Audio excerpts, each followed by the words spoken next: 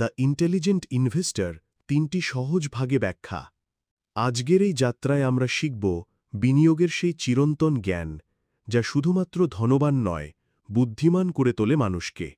এটি শেয়ার বাজারের গল্প নয়, এটি আত্মনিয়ন্ত্রণ, ধৈর্য এবং মানসিক শক্তির গল্প। এই কন্টেন্টটি শুধুমাত্র শিক্ষা এবং অনুপ্রেরণার উদ্দেশ্যে।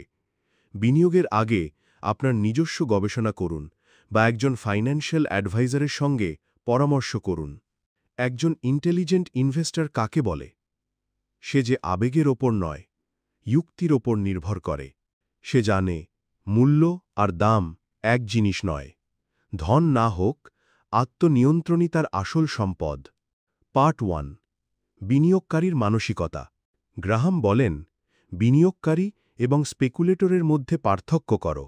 একদিকে ব্যবসায়িক বিশ্লেষণ, অন্যদিকে আবেগের জুয়া। আর আসে মিস্টার মার্কেট, যে রোজ তোমার দরজায় এসে অফার দেবে, কখনো বেশি দামে, কখনো কমে।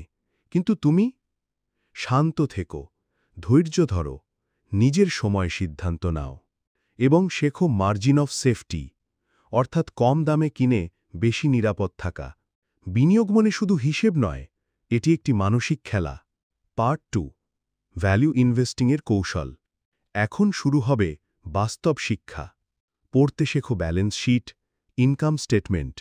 বুঝতে শেখো অভ্যন্তরীণ মূল্য। দাম হল তুমি কত দাও, আর মূল্য হল তুমি আসলে কি পাচ্ছ।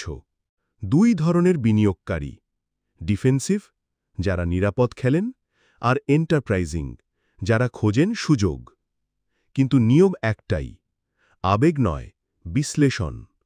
পার্ট 3, জ্ঞান ও সুরক্ষা। গ্রাহাম বলেন, তোমার সবচেয়ে বড় শত্রু তুমি নিজেই।